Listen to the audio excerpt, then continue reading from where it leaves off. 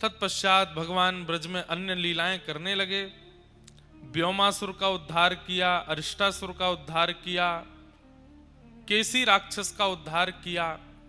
यहां नारद जी ने कंस को जाकर के कहा, तुम्हारा शत्रु कृष्ण बड़ा होता जा रहा है, तुम कब मारोगे?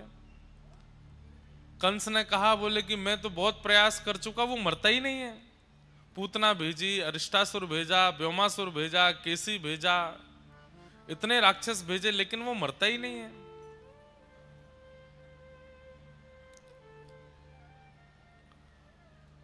तब नारद जी ने उसको युक्ति बताई, बोले तुमने अपने राक्षसों को उसके नगर में भेजा, अपने शहर में तो सब बलवान होते हैं, उनको यहां बुलवाओ मथुरा, ये तुम्हारी नगरी है, यहां तुम बलवान हो, वो यहां आएगा तो तुम उसे मार पाओगे। कंस बोला, वो यहां क्यों आएगा? बोले उसके लिए योजना बनानी पड़ेगी। भगवान शिव ने तुमको एक धनुष दिया है, इसका यज्ञ करो और उस यज्ञ में सुंदर मेला रखो और उस मेला में पुरस्कार वितरण समारोह करो और ब्रजमंडल के कुछ विशिष्ट लोगों को पुरस्कृत करने की भावना से मथुरा बुलवाओ, उसमें कृष्ण बलराम का भी नाम दे दो। सब लोग पूछेंगे किस लिए पुरस्कार दे रहे हैं? बोले हमने सुना था इंद्र ने बहुत जोर से वर्षा करी तो या छोटे से लाला ने गिरिराज जी उठाए। व्रज की रक्षा इन बालकों ने कई बार राक्षसों से की है, इसलिए हम इन बालकों को पुरस्कृत करना चाहते हैं। इससे दो काम होंगे, कृष्ण मथुरा आ जाएगा और दूसरा सबके मन में यह भ्रांति है कि ब्रज में जितने भी संकट आए वो तुम्हारी वजह से आए, अब तुम ही संकटों के निवृत्त कर्ता को पुरस्कार दोगे तो सबके मन में आ जाएगा भाई संकट कंस ने नहीं भेजे। हमने कहा ना नारद जी बहुत अच्छे डायरेक्टर हैं, स्क्रिप्ट राइटर हैं, ऐसी बढ़िया योजना बनाते हैं। कंस चरणों में गिर गया, जय हो गुरुदेव, आप मेरा कितना हित चाहते हैं। कंस के सिर पर हाथ धर के बोले, मैं बस तेरे हाथों परसों कृष्ण को मरा देखना चाहता हूं, मुझे और कुछ नहीं चाहिए, अपने गुरुजी को दक्षिणा देनी है तो यही दे दो। कंस बोला, जी गुरुदेव अब देखिए मैं क्या करता हूं। कंस ने पूरी मथुरा नगरी में ढिंडोरा पिटवा दिया कि धनुर्यज्ञ हो रहा है, मेला होगा और उसमें ये अमुक नाम के लोगों को पुरस्कार दिया जाएगा। जैसे ही ठाकुर जी का नाम आया, लोग बाग बोले शत्रु को ही पुरस्कार दे रहा है। मन में आ गया कि अरे नहीं हो सकता है कि कंस सुधर गया हो और ये कृष्ण को शत्रु ना मानता हो। यहां कंस को पट्टी पढ़ा करके श्री नारद जी महाराज सीधे पहुंचे वृंदावन। ठाकुर जी गैया चरा रहे थे। दूर नारद जी को देख करके ठाकुर जी तुरंत एकांत में गए, कहे नारद कैसे आए? भगवान 11 वर्ष हो गए, आप तो ब्रजमंडल में ऐसे लीन हो गए हो कि आगे की लीलाएं कैसे करनी है, क्या करना है, सब भूल भाल गए हो। कब मारेंगे कंस को? इस दुष्ट का वध कब करेंगे आप? भगवान मंद मंद मुस्का के बोले, वहां क्या बोल के आए हो? सब पता है हमें, पूरी योजना बनवा के आए हो हमारी। नारद जी बोले, मुझे कुछ नहीं पता, परसों आपके हाथों कंस को मरा देखना चाहता हूं। भगवान बोले, बहुत बढ़िया नारद, सब जगह ऐसी योजना बनाते हो। पर ठाकुर जी थोड़े से मायूस हो गए। नारद जी बोले, क्या हुआ भगवान, आप इतने चिंतित क्यों लग रहे हैं? ठाकुर जी कह रहे हैं, नारद मैं ब्रजवासियों को छोड़ करके कैसे जाऊंगा? ये ब्रजवासी मेरे प्राण बन गए हैं। ब्रजवासी वल्लभ सदा मेरे जीवन प्राण, इनको नाही बिसारे हो मोहे नंद बाबा की आन। ये मेरे प्राण हैं। नारद मैं कैसे जाऊंगा यशोदा मैया से दूर, नंद बाबा से दूर? ये मधुमंगल श्रीदामा तनसुखा मनसुखा धनसुखा मेरे सखा, मेरी गैया, इन लोगों के लिए भोजन प्रधान नहीं है, इन लोगों के लिए सोना प्रधान नहीं है, इन लोगों के लिए जलपान प्रधान नहीं है। इनकी एक ही प्रधानता है, कृष्ण। बस हमें ठाकुर जी दिखते रहे। मैं गौशाला जाऊं तो गैया चारा खाती हैं, मैं ब्रजवासियों को दिखूं तो ब्रजवासियों के घर प्रसाद बनता है, मैं दिखूं तो ही सोते हैं, मैं दिखूं तो ही चलते हैं। इनका प्राण मैं हूं और मेरे प्राण ये हैं, मैं इनसे दूर कैसे जाऊं? नारद जी बोले, भगवान, ये आसक्ति जैसी, मोह जैसी वार्ता आपके मुख से सुनने में अच्छा नहीं लग रहा है। अरे केवल मथुरा नहीं जाना है आपको, केवल कंस को नहीं मारना है, बहुत काम है। देवकी को कारागृह से मुक्त करना है। 11 वर्ष से वो मैया आपकी प्रतीक्षा कर रही है, आपकी जन्मदात्री मां। आप वचन दे के आए थे कि मैं आऊंगा लौट के, उनको मुक्त करना है। जरासंध का वध करना है, कालनेमी का वध करना है, नवीन नगरी द्वारिका का स्थापन करना है। परांबा जगदंबा लक्ष्मी साक्षात रुक्मणी रूप में प्रकट होंगी, उनसे विवाह करना है। वेद की ऋचाएं 16,000 मंत्र आपकी पत्नी बनकर के आने को तैयार हैं, उनसे विवाह करना है। भौमासुर का वध करना है, महाभारत का युद्ध कराना है और पूरे विश्व को गीता जैसा ज्ञान प्रदान करना है। सब निश्चित था ठाकुर जी पहले से, ये सब आपको करना है। आप यहां धर्म स्थापन के लिए आए हैं और ये मैं क्या देख रहा हूं, इन ब्रजवासियों से मोह हो गया आपको। नारद जी ने ये तक कह दिया, पहले ब्रह्मा जी को शक हुआ था कि आप भगवान हो कि नहीं, फिर इंद्र को शक हुआ कि आप भगवान हो कि नहीं, आज ठाकुर जी मुझे भी शक हो रहा है, आप सच में परमात्मा हो ना? क्योंकि परमात्मा ऐसा तो नहीं होता। हम जितना ठाकुर जी को जानते हैं, वो किसी से मोह नहीं करते, किसी से ममत्व नहीं रखते, किसी से प्रेम नहीं करते, किसी के बंधन में आसक्त नहीं होते। आपकी वाणी सुनकर के मुझे संशय हो रहा है, आप सच में परमात्मा है ना? ठाकुर जी बोले, नारद, ये आसक्ति नहीं है, ये मोह नहीं है, ये प्रेम है। और पता नहीं क्यों मैंने अनेक अवतार धारण किए हैं, पर ब्रजवासियों ने जो स्नेह, जो प्रेम मुझे प्रदान किया है, मैं इनके प्रेम पाश में, प्रेम रस्सी से बंध गया हूं। मैं भूल रहा हूं कि मैं परमात्मा। बंधुओं, प्रेम इसी को तो कहते हैं। अगर आपके प्रेम के प्रस्ताव से सामने वाला अपने अस्तित्व को नहीं भूला तो प्रेम कैसा?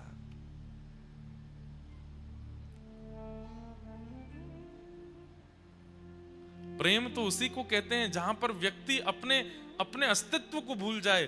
प्रेम उसी को कहते हैं जहां व्यक्ति अपने आप को भूल जाए, आपके प्रति पूर्ण समर्पित हो जाए। और ठाकुर जी के साथ वो ब्रजवासियों ने कर दिखाया कि भगवान ये तक भूल गए कि मैं परमात्मा हूं। ठाकुर जी बोले, नारद, एक काम नहीं हो सकता। बोले, क्या? तुम शंकर जी को बोल दो कि सृष्टि वो संभाल लें, ब्रह्मा जी को कह दो कि मेरी पदवी पर वो बैठ जाएं, मुझे ग्वारिया बनने में सुख है, मैं ब्रज में यहीं रह जाऊं, इन ब्रजवासियों के बीच में ही गैया चराऊं, मधुमंगल श्रीदामा के संग डोलूं, नंदरानी यशोदा की गोद में खेलूं, किशोरी जी के संग रास विहार करूं। मुझे अब ब्रह्मांड संभालने की इच्छा नहीं हो रही है। मुझे वैकुंठ से भी प्रिय, मुझे स्वर्ग से भी प्रिय ये ब्रज लगने लगा है।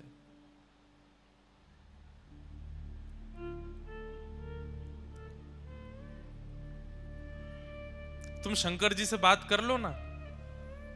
सतयुग त्रेता द्वापर में मैं परमात्मा था, अब वो ही परमात्मा बन जाएं। मैं अपना अस्तित्व हटा देता हूं, दो ही देव रहेंगे, ब्रह्म और शिव। मैं कहां हूं? मैं सदा ब्रज में रहूं, इन ग्वारियाओं के बीच में, इन ब्रजवासियों को मुझे बहुत सुख मिलता है यहां पर। नारद जी बोले, ये कैसी बात कर रहे हैं आप?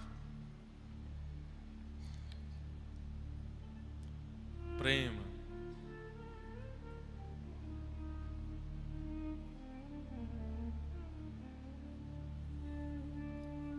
अद्भुत है बंधुओं, प्रेम।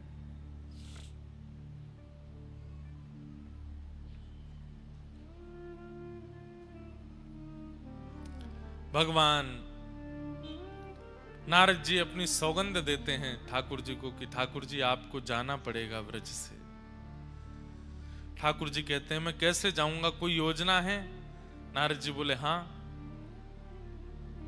अक्रूर जी परसों आपको लेने के लिए आएंगे। आपके पास केवल 2 दिन है ठाकुर जी, 2 दिन में आप अपना सब भाव निपटा लीजिए, फिर आपको आगे की लीला में प्रवेश करना है। बंधुओं, भगवान की जैसे मानो नींद उड़ गई हो, अब मैं कैसे जाऊं यहां से, कैसे आगे प्रस्थान करूं?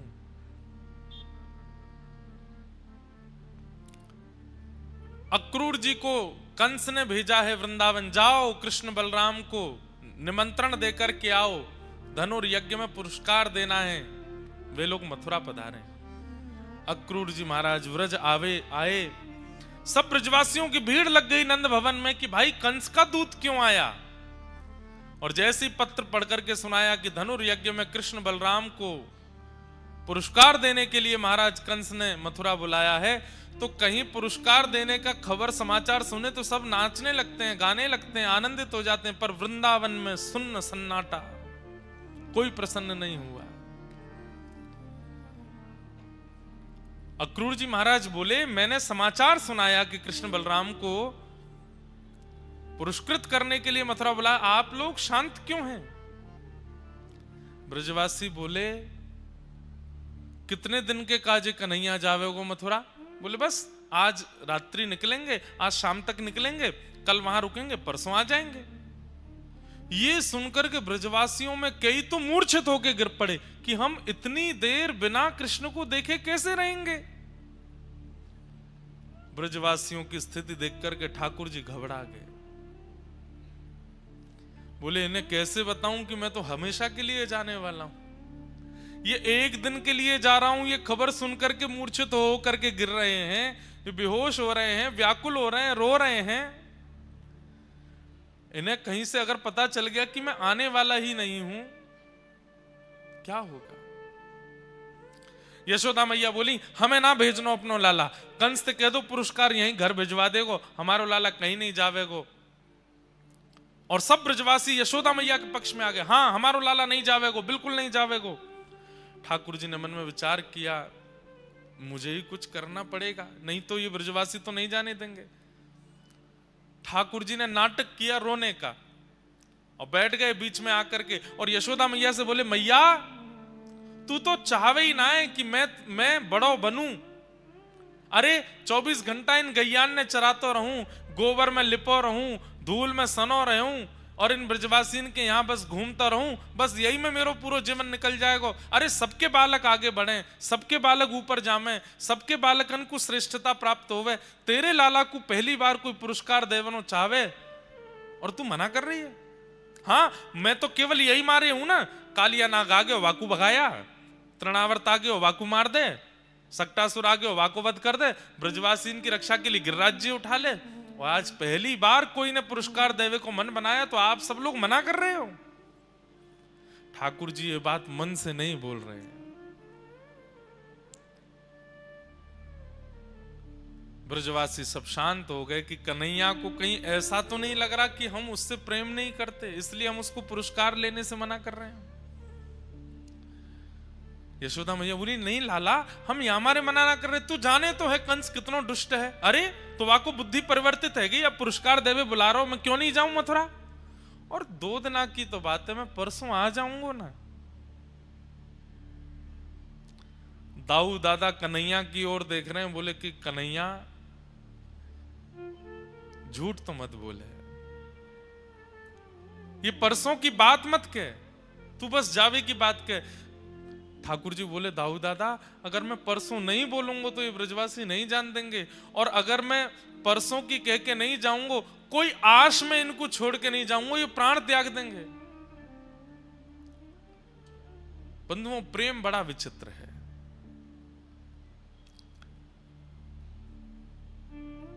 प्रतीक्षा प्रेम का एक स्वरूप है और ब्रजवासियों जितनी प्रतीक्षा पूरे विश्व में किसी ने नहीं की। 11 वर्ष 56 दिन की आयु में ठाकुर जी गए हैं और ब्रजवासी 225 वर्ष केवल प्रतीक्षा करते रहे कि ठाकुर जी आ रहे होंगे, अब हमारो लाला आवेगो। हर दिन ब्रजवासी कहते परसों की कह के गयो, परसों तो कब की बरसन की निकल गई। अरे नाए आज बोलो, आज कहा बोलो, बोले परसों आवेगो, परसों फिर बोल दियो आज परसों आवेगो। रोज ब्रजवासी परसों परसों कहते के ठाकुर जी। एक दिन तो ब्रजवासी सब हंसने लगे, वाह लाला कल नहीं कह के गयो, परसों कह के गयो, और ये परसों बरसन के समान है गई, रोज परसों आ जाए। एक आशा दे करके गए ब्रजवासियों को कि मैं परसों आ जाऊंगा।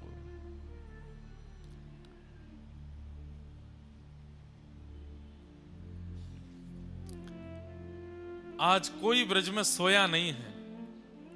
नंद भवन के बाहर सब लोग केवल मुख्य द्वार को देख रहे हैं, और रात में जिसको जैसा मंत्र आता है, जैसी विधि आती है, जैसे श्लोक आते हैं, जो नाम आता है उसी को जपने बैठ गए। कोई पूछे क्यों जप रहे हो, कन्हैया जानो रुक जाए, अब नहीं नहीं कन्हैया को नहीं रोक सकते, वाकु रोकेंगे तो वाकु यूं लगे कि हम बातें प्रेम ना करें। हम तो सूर्य नारायण से प्रार्थना कर रहे हैं कि कल उदय मत होई हो, ये रात लंबी है जाए, ये रात वर्षन की है जाए, युगन की है जाए, कि कन्हैया कभी हमें छोड़ के नहीं जावे। 4:30-5 बजे का जैसे प्रातः काल समय हुआ, धीमे धीमे सूर्य प्रकाशमान होने लगे। ब्रजवासियों की उतनी व्याकुलता बढ़ती जा रही है। बालक दौड़ दौड़ करके अपनी मैयाओं की गोद से लिपट रहे हैं, वो पूछ रहे हैं मैया कन्हैया चलो जाएगो, कन्हैया कब आवेगो, अरे परसों आ जाएगो। रात में यशोदा मैया के अंक में भर के ठाकुर जी सोते हैं। अंक में भर के मतलब मैया की छाती पे तो मुख रखते हैं, मैया के पेट के ऊपर कटी भाग के रूप में अपना चरण रखते हैं, और ठाकुर जी ऐसे लिपट करके मैया से सोते हैं रोज। आज ठाकुर जी सो नहीं रहे रात को, और लंबी लंबी श्वास ले रहे हैं। क्यों? यशोदा मैया की अंग की सुगंधी को अपने भीतर धारण कर रहे हैं कि पतो ना अब ये सुगंधी मुंह को कब मिलेगी। जिन यशोदा मैया का अंक वैकुंठ के शयन सैया से भी ज्यादा मधुर सुख देता है ठाकुर जी को सोने में, आज मैया के द्वारा की गई बचपन से अब तक की संपूर्ण लीला ठाकुर जी के चित्त में घूम रही है।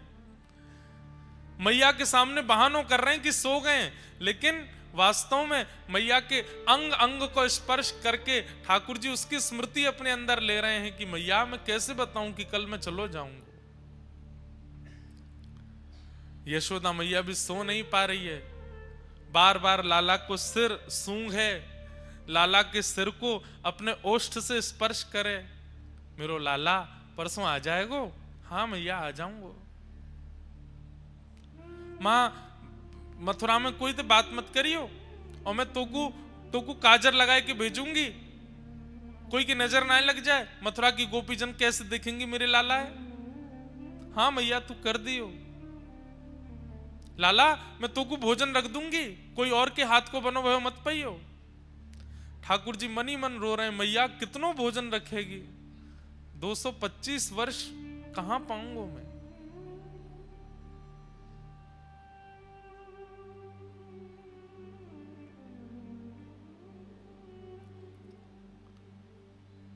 रात भर यशोदा मैया के अंक से लिपटे ठाकुर जी रुदन करते रहे। सुबह जैसे ही ठाकुर जी की निद्रा खुली, आज तक ठाकुर जी कभी अपने आप नहीं उठे। मैया आती है, लाला को सिर पकड़े, अपने हाथ से दूध पिलावे, सोते भय ठाकुर जी के मुख से दूध स्पर्श कराती है, और उसको पीते पीते ठाकुर जी तब आंख खुलते हैं। लेकिन आज मैया जैसे दूध को पात्र लेके आई तो कहा देखी ठाकुर जी बैठे हैं, जग गए हैं। लाला कहा भयो? आज तक कभी ऐसा पहले नहीं भयो कि तू उठ के बैठ गए हो, आज अपने आप बैठ गए हो। मैया के अंक से लिपट गए, बोले मैया मैं परसों तक कैसे रहूंगा तेरे बिना। परसों शब्द है पर मन में बरसों आ रही है ठाकुर जी के। अरे ना लाला, अब तू ही तो कल कह रहो सबके बालक ऊपर बढ़े तो वो बढ़नो है। अब तो को लगे कि तू पुरस्कार लेके आगे बढ़ेगो तो तू जा, और मैं कहीं जा थोड़ी नहीं हूं लाला, तू आ जाएगो वापस। फिरते वही ब्रजमंडल में लीला होंगी, फिरते रोज गैया चरावे जाइयो, फिरते रोज माखन मिश्री लाला को पवाए करूंगी, बस 2 दिन की तो बात है। ठाकुर जी बहुत भावुक हो रहे हैं।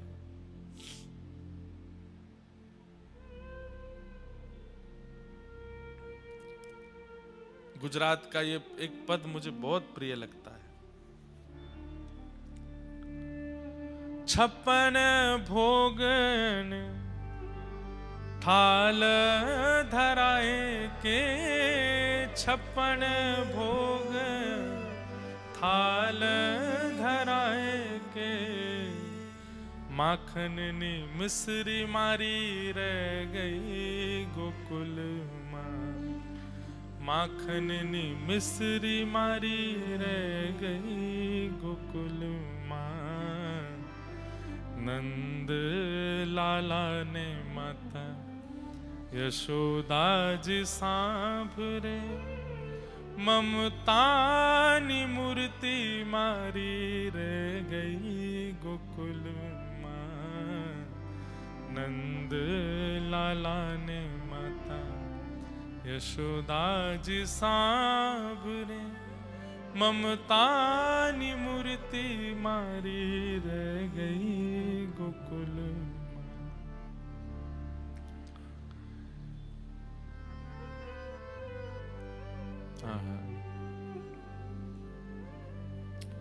सोना रूपाना अहि वसन मजाना, सोना रूपाना अहि वसन मजाना। कासानी थाली मारी रह गई गोकुल माँ।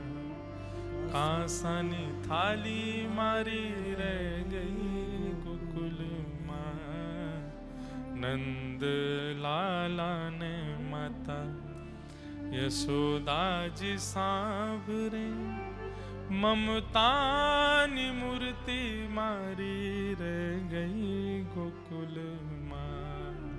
नंद लाला ने माता यशोदा जी सांभरे, ममता नी मूर्ति मारी रह गई गोकुल। आपके गुजरात में द्वारिका में बंधुओं विरही श्री कृष्ण हैं, बहुत विरह में है। अरे सामने देवकी मैया को बैठा रखा है अपने कि मेरी मां दिखती रहे, और देवकी में ही श्री यशोदा जी का भाव करते हैं ठाकुर जी। आज भी द्वारिकाधीश अपनी श्रृंगार आरती में, संध्या आरती में वेणु धारण करते हैं, व्रज को याद करते हैं, ब्रज की स्मृति करते हैं। ब्रजवासियों की प्रतीक्षा तो सबको अनुभव होती है, गोपियों की प्रतीक्षा तो सबको अनुभव होती है, यशोदा मैया राधा रानी की प्रतीक्षा तो सबको दिखाई देती है, उनका विरह उनका कष्ट सबको दिखता है, पर ठाकुर जी का विरह किसी को नहीं दिखता। ठाकुर जी कितने विरह में हैं बंधुओं। विरह में रो ले व्यक्ति, विरह में व्याकुल हो ले व्यक्ति, इसका मतलब विरह की दवाई ले रहा है। वो किसी को व्याकुलता हो रही है और वो रो रहा है तो इसका मतलब है कि वो विरह की औषधि ले रहा है। किसी को विरह हो रहा है और वो एकांत में बैठकर के परेशान हो रहा है तो इसका मतलब वो विरह की औषधि ले रहा है। कहीं ना कहीं से विरह निकल तो रहा है, लेकिन किसी को विरह हो रहा है और फिर भी वो मुस्कुरा रहा है, किसी को विरह हो रहा है और वो आंसू निकलने नहीं दे रहा है, इसका मतलब असली विरह वही सह रहा है। ब्रजवासी रो रहे हैं, विलख रहे हैं, व्याकुल हो रहे हैं, परेशान हो रहे हैं, इसका मतलब वो विरह की औषधि ले रहे हैं। रो करके थोड़ा विरह शांत तो होता होगा, पर ठाकुर जी तो रो भी नहीं पाते हैं। जितने दिन ठाकुर जी द्वारिका में रहे, आज भी द्वारिकाधीश समुद्र की तरफ मुख करके बैठे हैं। क्यों? क्योंकि पीछे अगर मैं देखूंगा तो व्रज की याद आएगी, व्रज की ओर मुख करके ठाकुर जी चलते भी नहीं है।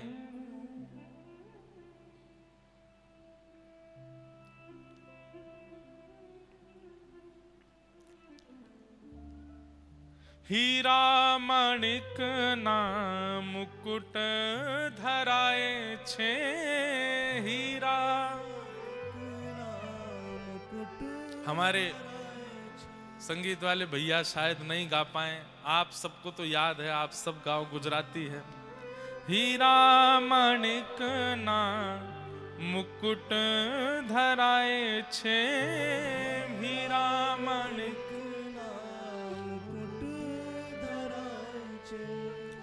मोर पिछ पाग मारी रह गई गोकुल माँ, मोर पिछ पाग रह गई गोकुल।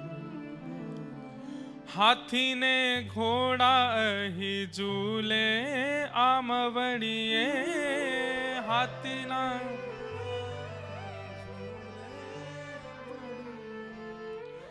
गोरी गोरी गावड़ी मारी रह गई गोकुल माँ, गोरी गोरी मारी रह गई गोकुल।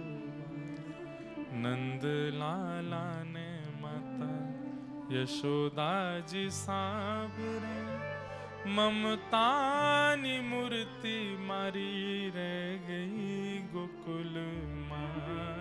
नंद लाला ने यशोदा जी सांवरे, ममता नी मूर्ति मारी रह गई गोकुल। राधा जी ने एटल कह जो धव जी, राधा जी ने हे राधा जी ने एटल कह जो धव जी,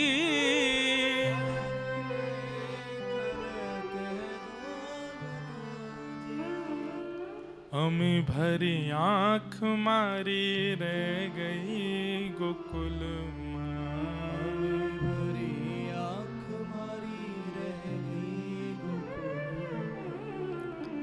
नंद लाला ने माता जसोदा जी सांवरे, ममता नी मूर्ति मारी रह गई गोकुल माँ। नंद लाला ने माता जसोदा जी सांवरे, ममता नी मूर्ति मारी गई गोकुल। मेरे मन में भाव आता है कि जब द्वारिका आप लोग जाते हैं, ब्रज का कोई भाव सुना के आया कीजिए ठाकुर जी को। वहां राजाधिराज महाराज बनकर के बैठे हैं, सुंदर नगाड़े बजते हैं, एक से एक 56 भोग व्यंजन ठाकुर जी को चढ़ाए जाते हैं, ध्वजा जी चढ़ाई जाती हैं सोने चांदी के खूब सुंदर। पर इनमें ठाकुर जी को सुख मिलता नहीं होगा। वो हमें दिखाने के लिए प्रसन्न होकर के कहते होंगे हम बड़े प्रसन्न हैं, पर व्रज का एक भाव सुना दिया करो। या वृंदावन या व्रज जब भी जाते हैं तो पहले घर मत आइए लौट करके, ब्रज से सीधे पहले द्वारिका जाओ और व्रज की कोई बात ठाकुर जी को बताया हो, व्रज में कैसा स्वभाव, कैसी स्थिति, कैसा व्यवहार, कैसी योजना अभी है, सब ठाकुर जी को बताओ। ठाकुर जी आपसे बड़े प्रसन्न हो जाएंगे। अरे भैया कोई न सोनो चांदी सब कछु मुंह को चढ़ाए होगो, पर मैं तो प्रसन्न हूं। क्यों? तो ब्रज की कछु बात मुंह को सुना भी आए हो। श्री उद्धव जी महाराज को ठाकुर जी ने व्रज भेजा ही इसीलिए है कि ये व्रज को अपने अंदर समाहित करके लाए, ताकि मैं जितने दिन द्वारिका में रहूं, मुझे व्रज की जब जब याद आवे मैं उद्धव को अपने पास बुला लूं और ये व्रज की कोई बात मुझे सुना दिया करे। ब्रजवासियों को समझाने के लिए उद्धव जी नहीं गए, ब्रजवासियों से वार्ता करने के लिए उद्धव जी को नहीं भेजा ठाकुर जी ने। ठाकुर जी ने इसलिए उद्धव जी को भेजा कि 6 महीना में इतनी व्रज की स्मृति अपने अंदर लेकर के आ जाए कि जब हम द्वारिका की यात्रा पर रहें और द्वारिका में 125 वर्ष रहना पड़े उस समय व्रज की याद आवे, और जब जब उद्धव मेरे पास आवे व्रज की कोई बात, जब मैं ठाकुर जी जब मैं व्रज गया था ना, तो वहां पे एक गोपी ऐसे बोल रही थी, ठाकुर जी उसी बात से प्रसन्न हो जाते हैं। बस अब इससे आगे मत सुनाइए उद्धव, 2-4 दिन इसी भाव में रहने दे, 2-4 दिन बाद फिर किसी गोपी अन्य गोपी की बात बताइए। 4-5 दिन ठाकुर जी उसी स्मृति में निकाल देते हैं, फिर जब उसकी स्मृति से आनंदित हो जाते हैं तब उद्धव को फिर बुलाते हैं, उद्धव अब कोई और बात बता। वो 6 महीने की उद्धव की वार्ताओं को ठाकुर जी वर्षों 100 वर्ष से अधिक तक सुनते रहे। व्रजवासियों का प्रेम ऊंचा है, यशोदा जी का प्रेम ऊंचा है, राधा रानी का प्रेम ऊंचा, ठाकुर जी का प्रेम कोई देखे तो सही कैसा प्रेम है। असली विरह की वेदना तो ठाकुर जी को है। जो बंधे हैं विश्व कल्याण की भावना में, और इसी बंधन के कारण अपने प्रेम के घूंट पी गए हैं, विरह में रह रहे हैं। समय हुआ, ठाकुर जी बाहर निकले, जैसे ही नंद भवन से बाहर आए ब्रजवासी सब रोने लगे, लाला हम तेरे बगैर कैसे रहेंगे। ठाकुर जी बोले, अरे मैं परसों आ जाऊंगा, कौन सा इतने दिनान के काजे जा रहा हूं। बोले, पतो ना लाला तू परसों के काजे भी कह रहा हो, हमारे कल प्राण निकल गए तो, और अंतिम क्षण में तोय ना देख पाए तो। ठाकुर जी बोले, नहीं कछु ना होगो, मैं आ जाऊंगा परसों। सब ब्रजवासियों से मिलते हुए अपने हृदय को बहुत भारी करते हुए ठाकुर जी रथ में आरूढ़ हुए। जैसे ही निकलने लगे, अक्रूर जी महाराज के मन में पता नहीं क्या बात आई। बंधुओं, जब अक्रूर जी ठाकुर जी को लेने के लिए वृंदावन आ रहे थे, तब अक्रूर जी कारागृह में देवकी मैया से मिलने गए। बोले, मैया अब प्रसन्न है जाओ। क्यों? आपको लाला वापस आ रहा है, मैं लेवे जा रहा हूं वाकू। देवकी मैया नाचने लगी, आनंदित हो गई, मेरो लाला आवेगो, मेरो कन्हैया आवेगो, मेरो गोपाल आवेगो, मैं अपनी आंखन से वाकू देखूंगी, अपने हाथन से स्पर्श करूंगी। देवकी मैया की उस स्थिति को देखकर के अक्रूर जी बड़े भावुक हो गए। जब जाने लगे तब देवकी मैया ने कही, सुनो अक्रूर इधर आओ, मेरो एक काम करोगे? बोले, कहा।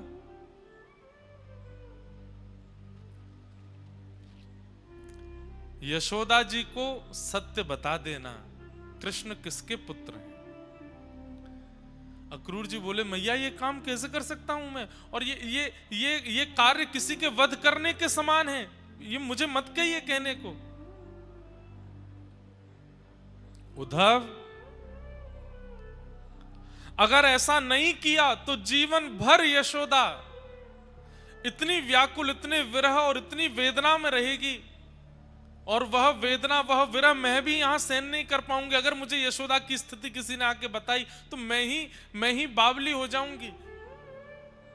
11 वर्ष 56 दिन में जब मुझे आकर के कोई यशोदा नंदन कृष्ण कहता है तो मैं अपनी वेदना समझती हूं। इसलिए यशोदा को सत्य बता देना। यहां देवकी मैया ने कुछ गलत नहीं किया बंधु। यशोदा मैया जीवन भर आश में रहती कि लाला मेरो है, आयो नहीं, अपनी मैया के पास आयो नहीं। अपने प्रश्न पर, अपने प्रेम पर प्रश्न चिन्ह उठ जाता, अपनी ममता पर प्रश्न चिन्ह उठ जाता, मैंने इतना प्रेम ना कियो कि लाला लौट के नहीं आयो मेरे पास। कृष्ण वापस नहीं आए, इसका एक भाव तो पता होगा यशोदा को कि वो मेरो लाला ना है, वो देवकी को लाला है, इसलिए बता के आना। उद्धव जी महाराज चलते रथ से 1 मिनट के लिए उतर गए। ठाकुर जी ब्रजवासियों से मिल रहे थे और दौड़ करके गए। ठाकुर जी बोले, कहां जा रहे हो? अक्रूर जी महाराज बोले, एक काम है ठाकुर जी, आप मिलो सबसे, मैं आऊं। और यशोदा मैया को भीतर नंद भवन में लेके गए और बैठा करके मैया से बोले, मैया एक बहुत जरूरी बात करनी है, इसके बाद हो सकता है आपकी स्थिति दयनीय हो जाए, पर मुझे बताना पड़ेगा। कृष्ण आपके पुत्र नहीं है, कृष्ण देवकी के लाला है। कंस से रक्षा करने के लिए 11 वर्ष 56 दिन पूर्व एक बालिका को आपने जन्म दिया था, और उस बालिका को स्थानांतरित करके श्री वसुदेव जी महाराज यहां अपने लाला को सुला गए थे। वास्तव में कृष्ण देवकी के लाला है।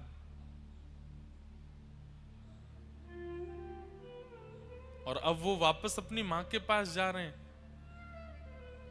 यशोदा मैया का पहले ही खून ठंडा हो गया था ये बात सुनकर के। लेकिन जब अक्रूर जी ने ये बात कह दी कि मैया अब संभवतः कृष्ण लौट के आएंगे नहीं, और ऐसा कहकर के प्रणाम करके जैसे ही गए, यशोदा मैया की मानो जैसे श्वास रुक गई हो।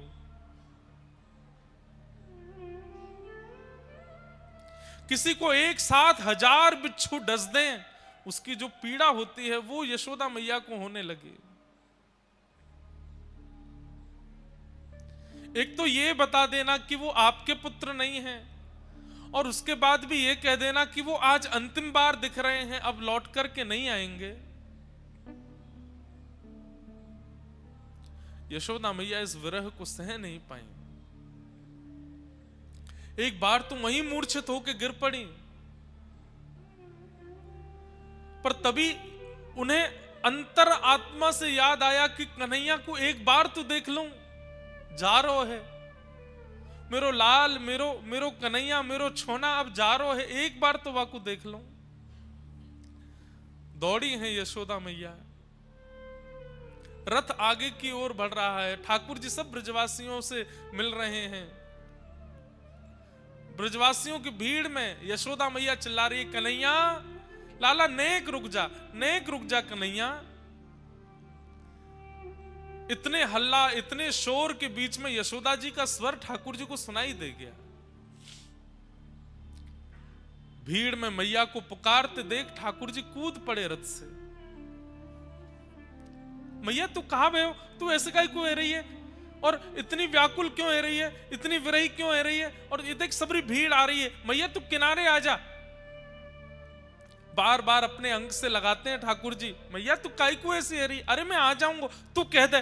तू अगर कह देगी कि मैं नहीं जाऊंगा, परसों तक के लैया इतनो विरह है रोए, मैं नहीं जाऊंगा मैया। मैं कह दूंगा अक्रूर जी चले जाएंगे और दाऊ दादा जाके पुरस्कार ले आएंगे। मैं नहीं जा रहा हूं मैया, मैं तेरे पास रुक जाऊंगा। यशोदा मैया कह रही है, लाला क्यों ना कह सकूं मैं कि तू रुक जा यहीं पे?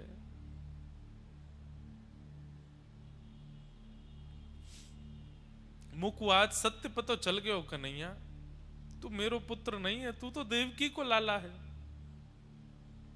ये कहने में भी मेरे प्राण क्यों नहीं निकल रहे हैं कि तू मेरो पुत्र नहीं है?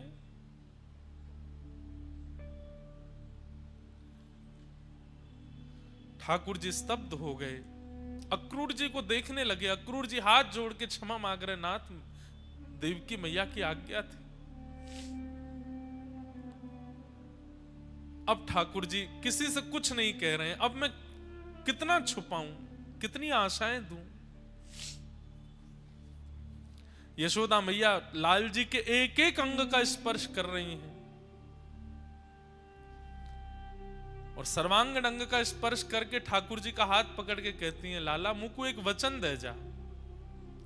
मैं कोई को नहीं बताऊंगी कि तू आवे वारो नहीं है, ये सब प्राण त्याग देंगे अपने, पर मुझको एक वचन दे के जा। पहली बात तो तू देवकी तो मेरी शिकायत मत करियो। तेरे लालन पालन में तो को बचपन से पालवे में मैंने अगर कोई अपराध किया हो तो वो देवकी को मत बताइयो लाला। नेक्स्ट किसी एक मटकी तोड़वे के काजे मैंने तू को उखल से बांधो, ये बात देवकी को मत बताइयो। और लाला दूसरी बात, तू अब जीवन भर देवकी के पास रहियो, लेकिन जब कभी भी तो को खबर लगे ना कि यशोदा के प्राण निकलवे वारे, बस वाह अंतिम श्वास के समय लाला मेरे सामने आ जाइए। मैं अपने कुंवर कन्हई को एक बार देख लूंगी, वाके हाथ स्पर्श कर लूंगी, अपनो हृदय से लगा लूंगी, तेरी गोद में अपनो सर रख लूंगी और ऐसे मुखमंडल को देखते देखते कमल नयन मेरो लाला या के मुख को देखते देखते अपने प्राण त्याग दूंगी। बस अंतिम क्षण में मेरे सामने आ जाइयो। तू मत आइयो मेरे पास लाला, बस अंतिम क्षण में आ जाइए। और मैया ऐसो कहकर के ठाकुर जी के चरण पकड़न लगी। ठाकुर जी तुरंत मैया के गलों से लग गए, मैया ऐसो मत करे। बोले वचन दे लाला, तू आवेगो, अंतिम क्षण में आवेगो, वचन दे के जा।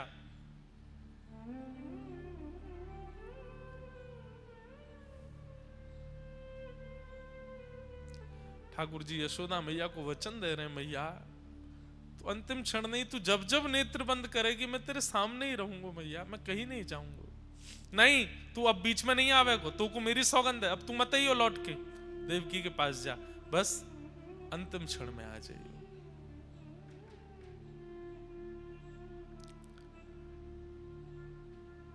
यशोदा मैया कहते कहते व्याकुल हो गई। ठाकुर जी को अक्रूर जी ने कहा जय चले। जैसे ही ठाकुर जी रथ की ओर मुड़े, यशोदा मैया देख नहीं पाई लाल को जाते भय, वहीं मूर्छित होकर गिर पड़ी।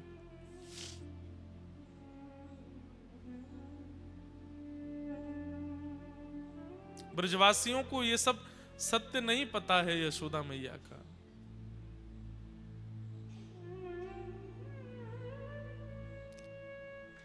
रथ पर आरूढ़ हो गए ठाकुर जी। ब्रजवासी सब देखते रहे रथ की ओर, और श्री कृष्ण मथुरा को प्रस्थान कर गए। मथुरा जाकर के ठाकुर जी ने अनेक उद्धार किए, कंस का वध किया, देवकी मैया को मुक्त किया, और तुरंत ठाकुर जी ने आज्ञा मांगी कि अब मैं विद्यालय अध्ययन करवे के काजे जानो चाहूं। और बस उग्रसेन नाना को राज्य गद्दी पर बैठा के ठाकुर जी एक रात्रि से ज्यादा मथुरा रुके नहीं, तुरंत अवंतिका उज्जैन चले गए पढ़ने के लिए। सांदीपनि उपाध्याय जी के यहां जाकर के ठाकुर जी ने अपना स्वाध्याय किया। वर्षों तक सांदीपनि उपाध्याय जी के यहां अध्ययन करने के बाद फिर ठाकुर जी लौट करके मथुरा पधारे। ब्रज की बहुत याद आती है। उद्धव जी महाराज को ठाकुर जी ने व्रज वृंदावन भेजा। गोपियों के सन्मुख उद्धव जी पहुंचे, जाकर के ठाकुर जी का रूप वर्णन कर रहे हैं। 6 महीने बाद जब उद्धव जी लौटने लगे तो गोपियां उद्धव जी से कहती हैं, उद्धव माने तो मनावी ले जो रे, हे उधा जी रे मारा वाला ने, हे बढ़ीने के जो। उद्धव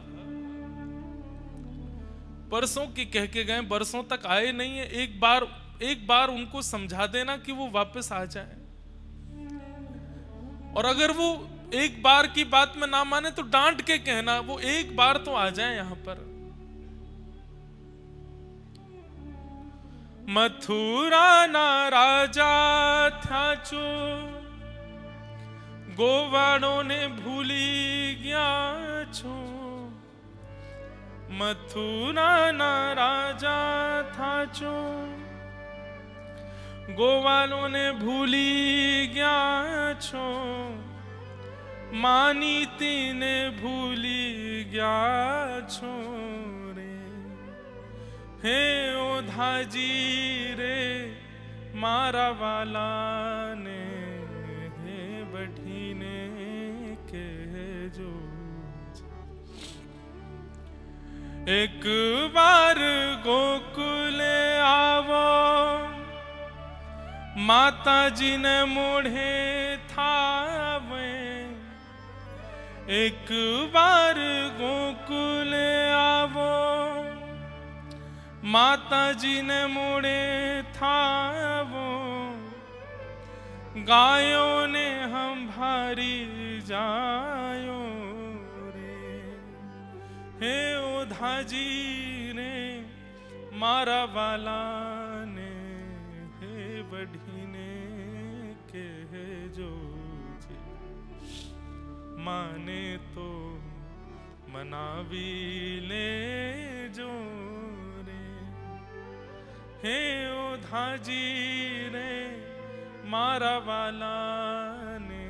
एक बार आ जाए गोकुल, केवल मैया का मुख देख जाए, अपना मुख दिखा जाए, अपनी गैया जो पूरे दिन मथुरा की ओर देखती रहती हैं, एक बार इनको चरा जाए, फिर चले जाएं, एक बार आके चले जाएं, एक बार कह दो ना उनसे।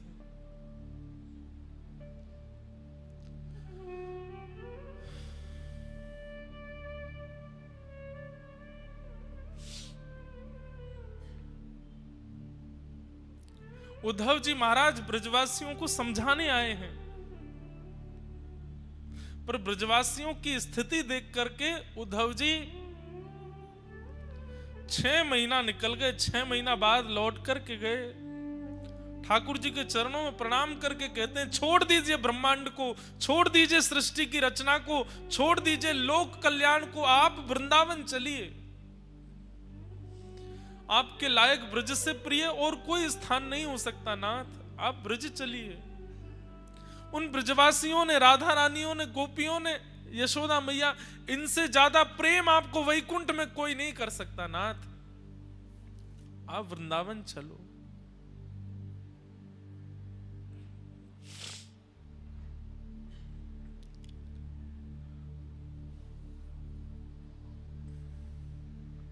प्रेम की स्थिति तो ठाकुर जी अनुभव कर रहे हैं।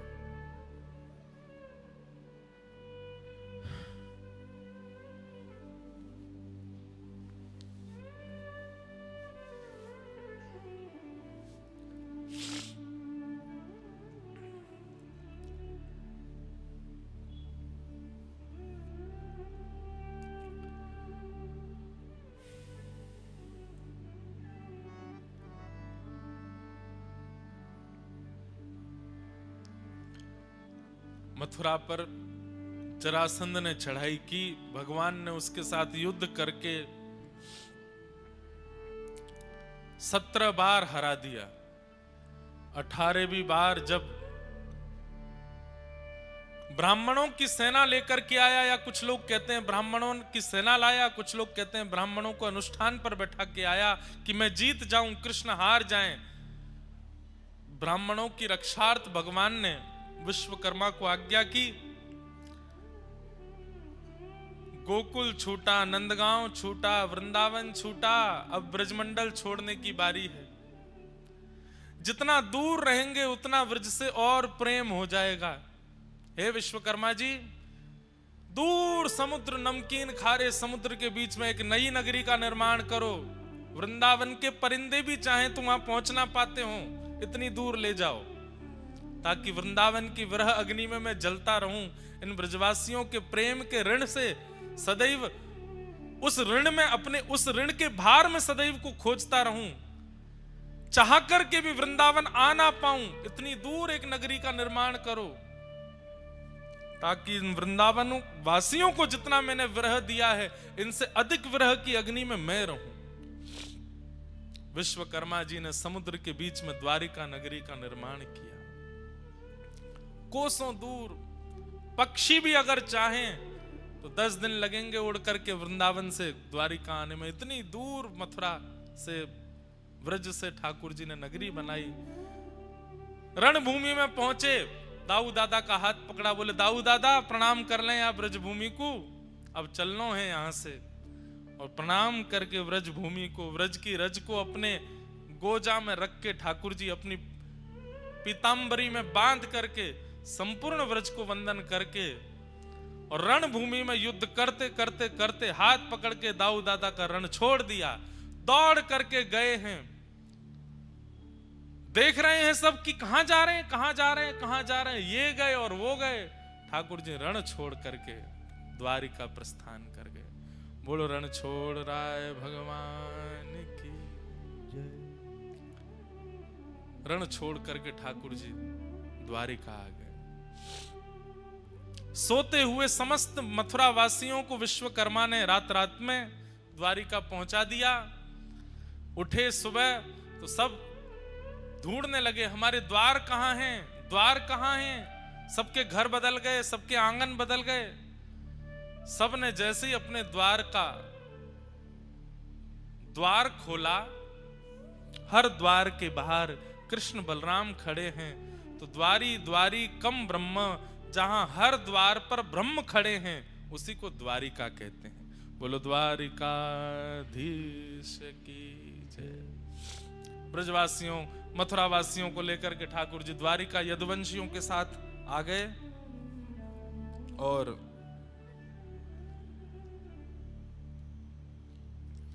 द्वारिका में आकर के ठाकुर जी ने श्री रुक्मणी जी के साथ में विवाह संपन्न किया। भौमासुर राजा का उद्धार करके 16,108 विवाह ठाकुर जी ने किए। 16,108 ठाकुर जी के विवाह संपन्न हुए। तत्पश्चात भगवान के अनेक लीलाएं भागवत में बताई गई। ठाकुर जी की दिनचर्या, ग्रहचर्या आदि का सबका वर्णन किया गया। बहुत कथाएं हैं द्वारिका में भी, सबको ठाकुर जी संपादित किए। भगवान के परम सखा श्री सुदामा जी का ठाकुर जी के समीप आना हुआ। सुदामा जी की एक बड़ी नवीन बात सुनने में आई कि ठाकुर जी को सुदामा इतने प्रिय क्यों लगते हैं। तो कहते हैं जब भगवान सांदीपनी गुरुकुल आ गए तो एक तो व्रज छोड़ के आए, एक रात मथुरा में रुके हैं, उसके तुरंत अगले दिन सांदीपनी गुरुकुल पढ़ने चले गए। वहां ठाकुर जी इतना रोते हैं व्रज की याद करके, व्रजवासियों की याद करके। सबको तो लगता था कि कृष्ण अपने घर को याद करते हैं, पर सुदामा जी एकमात्र ऐसे थे, ठाकुर जी के पास बैठते, ठाकुर जी का सर अपनी गोद में रख के पूछते, लाला तू काय को रोवे, कौन की याद आवे। तो ठाकुर जी कहते मुकु यशोदा मैया की याद आवे, मुकु श्री दामा तनसुखा मनसुखा की याद आवे, मुकु गैयान की याद आवे, मुकु नंद बाबा की याद आवे। तो सबकी याद ठाकुर जी को आती। तो सुदामा जी पूछते नंद बाबा कहा करें, कैसे कपड़ा पहने, यशोदा मैया कहा करें, कैसे कपड़ा पहने। सबकी दिनचर्या और सबके व्यवहार स्वभाव को सुदामा जी ठाकुर जी से पूछ लेते हैं। और फिर किसी दिन यशोदा मैया की तरह साड़ी पहन करके श्री सुदामा जी आ जाते हैं और जैसे यशोदा मैया ठाकुर जी को बुलाती हैं लाला, वैसे इस स्वर में ठाकुर जी को कहती हैं लाला। ठाकुर जी देख करके चौंक जाते हैं, मैया मैया तू यहाँ आ गई। दौड़ करके सुदामा जी को अंक में भर लेते हैं। तो सुदामा जी को अंक में भरते ही उनको, अरे मैया तो अच्छा सुदामा तू है, लाला तो को ब्रजवासी की याद आवे, मैं रोज एक ब्रजवासी बन के आऊंगा तो कुछ सुख दे करूंगा। काउदना ठाकुर जी सीदामा बनिया में, काउदना मधुमंगल बनिया में, काउदना नंद बाबा को रूप धारण कर लें, काउदना गैया बन जा में। और वहां सांदीपनी गुरुकुल में ठाकुर जी प्रत्येक दिन एक ब्रजवासी का अनुभव सुदामा जी से कर लेते हैं और ठाकुर जी का मन लग जाता है। सुदामा जी कहते हैं मुझको सुदामा बोले, आज मोकू तू मधुमंगल ही बोले गो। और ठाकुर जी मधुमंगल के साथ जैसा व्यवहार ब्रज में करते हैं वैसा ही सुदामा जी के साथ करते हैं। आज मुकु तू मैया ही बोलेगो, तो जैसा मैया के साथ ठाकुर जी रहते हैं ना, जिद्दी हठी परेशान करवे वाले, वैसे ही यशोदा की तरह सुदामा जी के साथ लीला करते हैं ठाकुर जी। इसलिए सुदामा जी ठाकुर जी को प्राणों से भी प्रिय हैं, क्योंकि जितने वर्ष सांदीपनी उपाध्याय के यहाँ ठाकुर जी रहे, ठाकुर जी का मन सुदामा जी ने लगाया ब्रजवासी बन बन करके।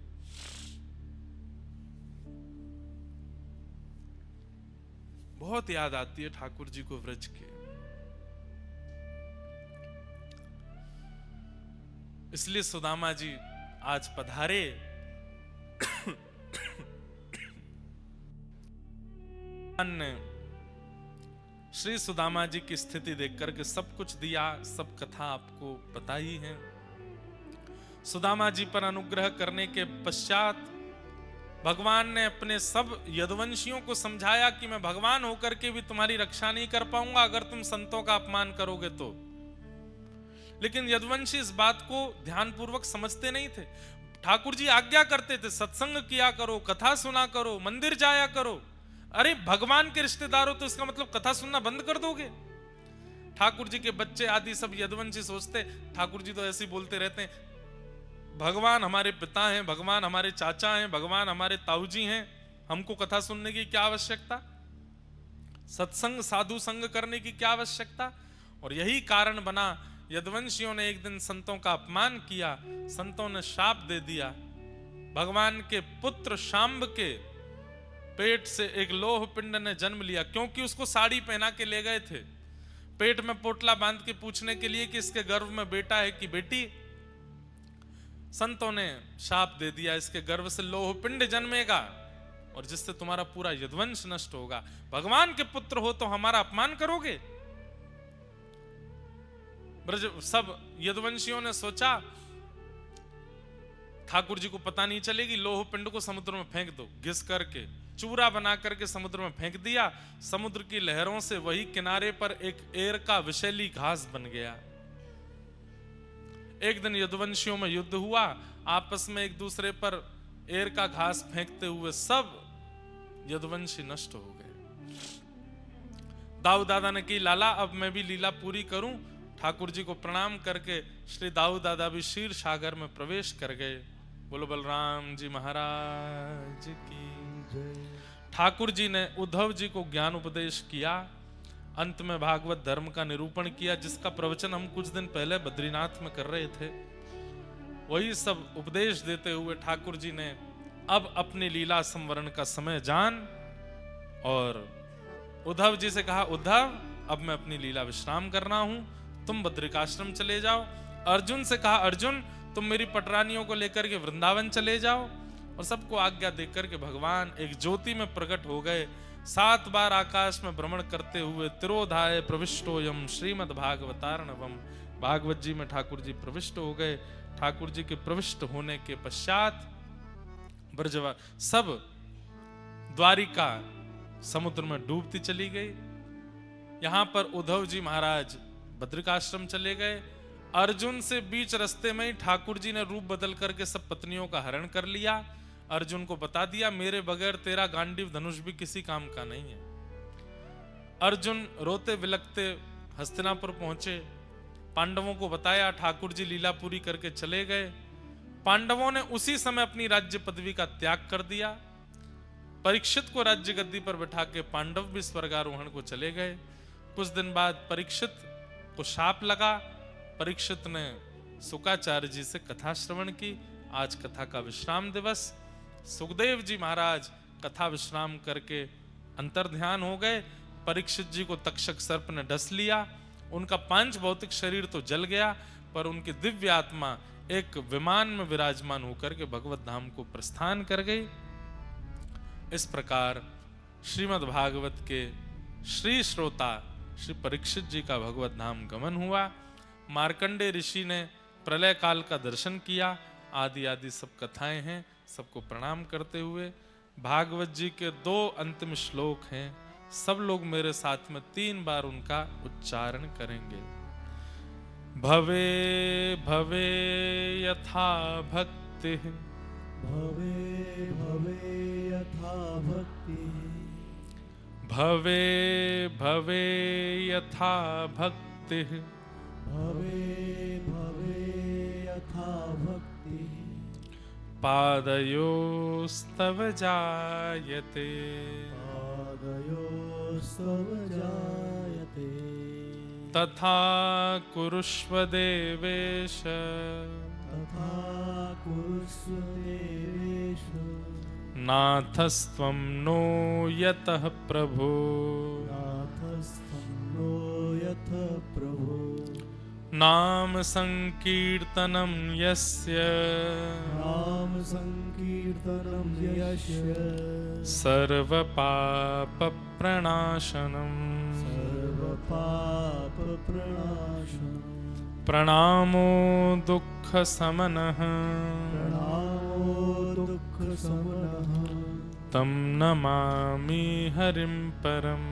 तं नमामि हरिं परम्। सुन करके सब लोग बोलिए, नाम संकीर्तनम यस्य, नाम संकीर्तनं यस्य, सर्व पाप प्रणाशनम, सर्वपाप प्रणाशनम्, प्रणामो दुःख समनः, प्रणामो दुःख समनः, तं नमामि हरिं परम् तं नमामि हरिं परम् नाम संकीर्तनं यस्य नाम संकीर्तनं यस्य सर्वपापप्रणाशनं सर्वपापप्रणाशनं प्रणामो दुःखशमनः प्रणामो दुःखशमनः तं नमामि हरिं परम् तं नमामि हरिं परम् जिन भगवान का नाम संकीर्तन इस कलिकाल में समस्त प्रकार के पापों से मुक्त करता है, ऐसे प्रभु के मंगलमय नाम को हम बारंबार प्रणाम करते हैं।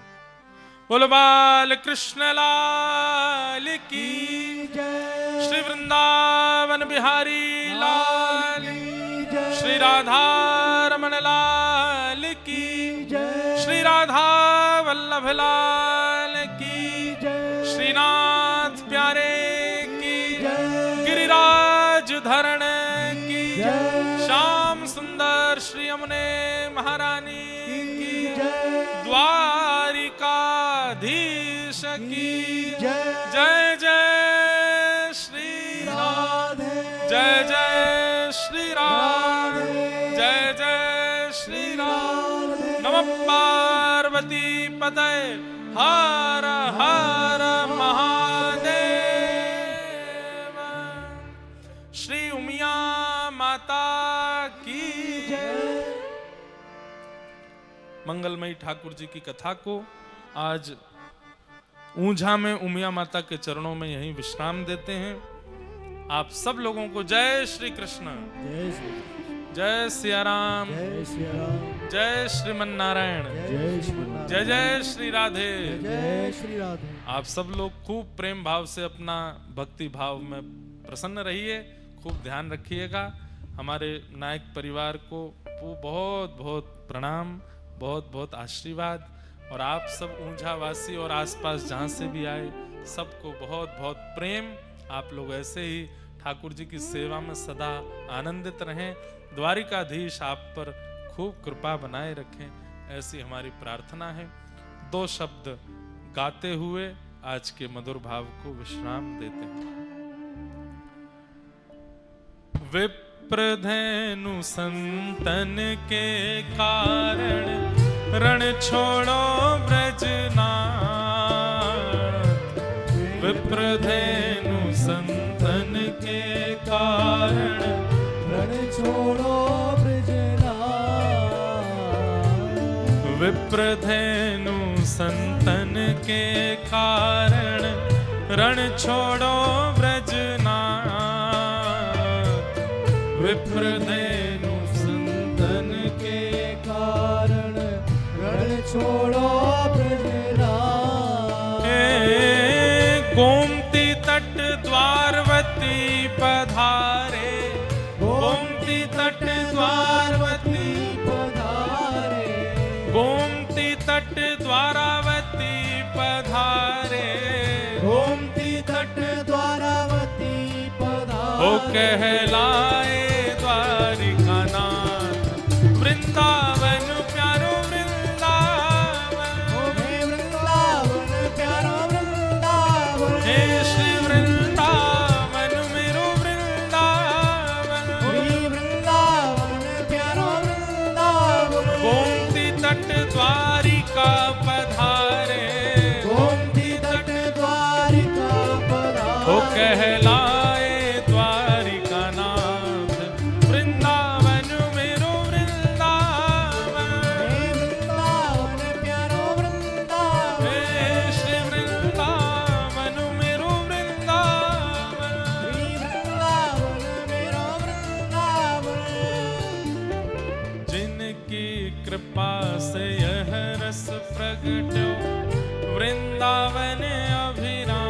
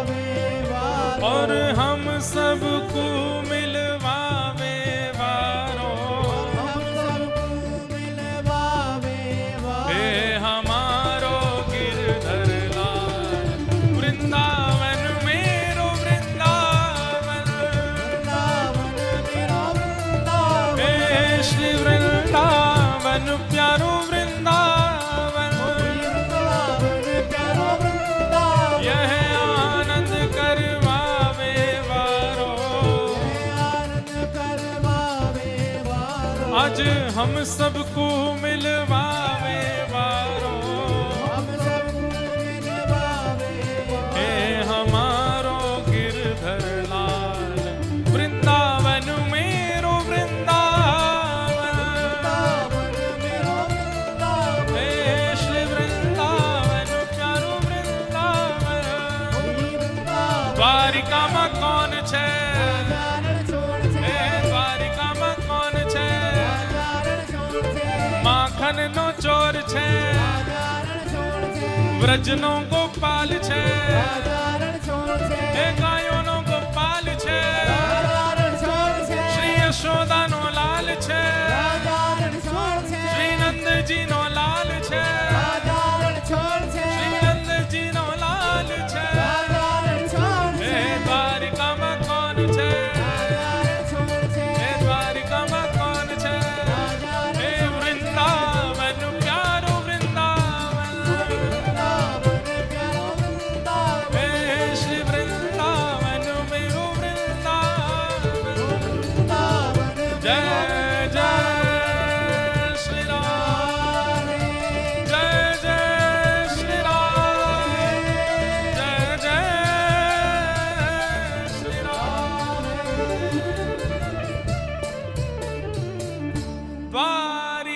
द्वारिकाधीश की श्री रणछोड़ राय भगवान की, प्यारे गिरधर लाल की, पूछरी के लौठा की, हुप हुप प्यारे।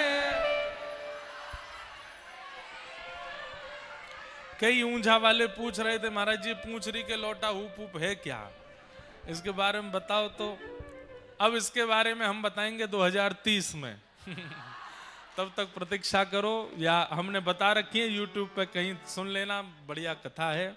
आप सब लोग प्रेम और भाव से रहिएगा, किसी को खांसी जुकाम भी नहीं होवे, खूब ठाकुर जी की भक्ति भजन कीजिए, हमसे मिलते रहिएगा, वृंदावन आते जाते रहिएगा, खूब खूब सबको जय श्री कृष्ण, जय सिया राम, जय श्रीमन नारायण, जय जय श्री राधे।